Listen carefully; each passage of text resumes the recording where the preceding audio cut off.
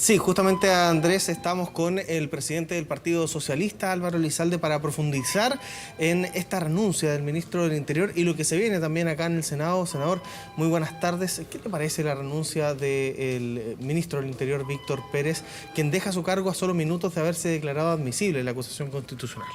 Bueno, la renuncia del ministro del Interior a esta altura parecía inevitable, toda vez que hay un cuestionamiento en general lo que ha sido la gestión de gobierno, pero yo creo que al margen de quien desempeñe dicha responsabilidad, aquí lo que se requiere es una rectificación por parte del presidente Piñera.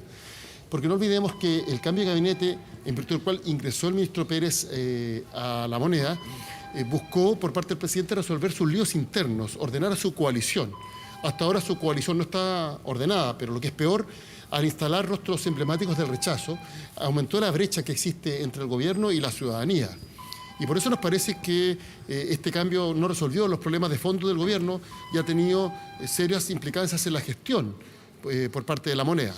Así que esta renuncia a esta altura era inevitable, pero lo relevante aquí es que el presidente rectifique lo que ha sido la línea de conducción de su gobierno, porque en caso contrario no se va a resolver el problema de fondo. Hace un rato conversábamos con la diputada María José Hoffman, que ella decía esto fue un acto de nobleza, el haber renunciado, de nobleza política. ¿Usted cree que era el único camino que le seguía a Víctor Pérez, entendiendo que ya estaba suspendido de sus funciones, o que fue un acto de nobleza efectivamente? Mire, más que calificar la renuncia, lo importante es analizarla con mucho realismo, y lo evidente es que es así insostenible su permanencia en el Ministerio del Interior, porque por parte del presidente haber reforzado las posturas, insisto, más duras de parte de la coalición de gobierno y particularmente vinculadas al rechazo, eso finalmente tuvo un impacto independientemente del curso específico de la acusación constitucional. Fue recibido entre aplausos el exministro ahora del Interior, Víctor Pérez, en La Moneda. ¿Qué es lo que debería venir de ahora en adelante? ¿Qué rostro podría sonar? Obviamente sin dar nombres, porque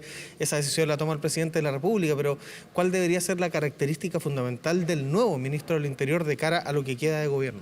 Bueno, al margen de cuál sea el cambio específico y el nombre, aquí lo que el presidente tiene que asumir es que su tesis de resolver los líos internos de la coalición y olvidarse del país no funcionó. Aquí se requiere un gabinete que esté en condiciones de contribuir a la gestión gubernamental en tiempos especialmente difíciles, donde estamos enfrentando una pandemia y tras el triunfo claro y contundente de la opción apruebo. Y por eso creo que el presidente deberá hacer un giro. Veo difícil que lo haga. En este sentido quiero decir que soy muy escéptico, porque el presidente Piñera ha demostrado ser una persona que escucha poco, pero creo que tiene que escuchar más.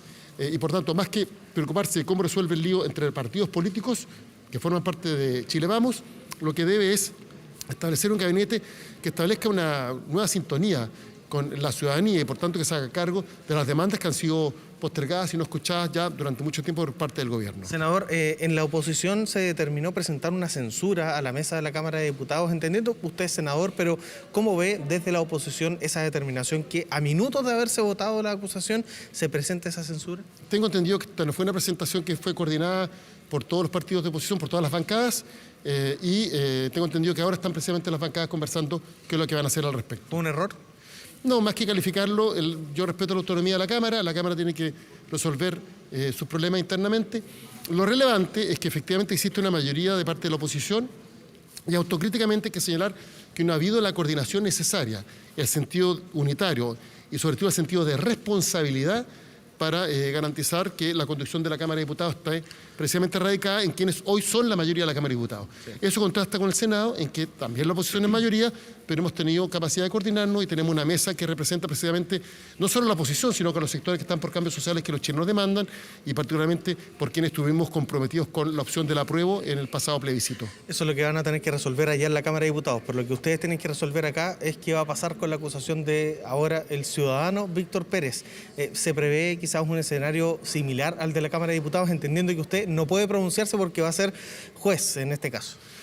Bueno, efectivamente, la verdad es que la renuncia ocurrió hace pocas horas, por tanto, en mi caso yo no he evaluado todavía cuál va a ser mi postura, porque de todas maneras la acusación debe votarse.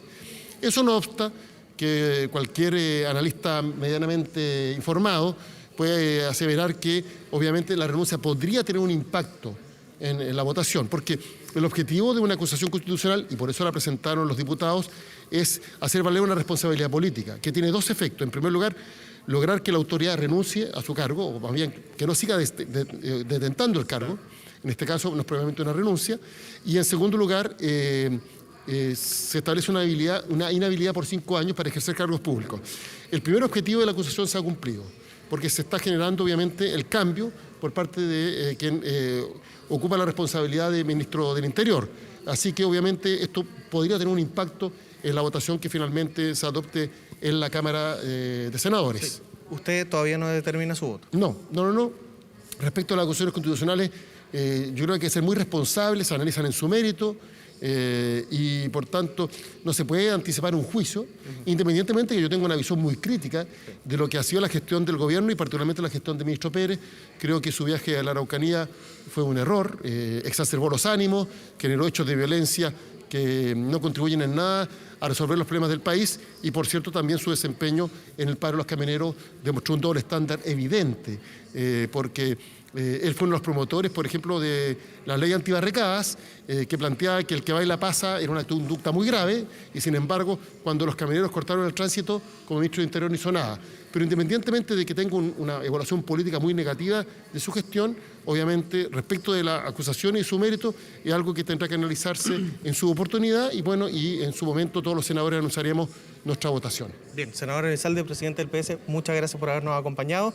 Ahí está entonces, Andrés, ese es el panorama que se va a vivir acá en el Senado, que en las próximas semanas va a tener que definir si acoge o no esta acusación constitucional contra el ahora ex ministro del Interior y Seguridad Pública, Víctor Pérez.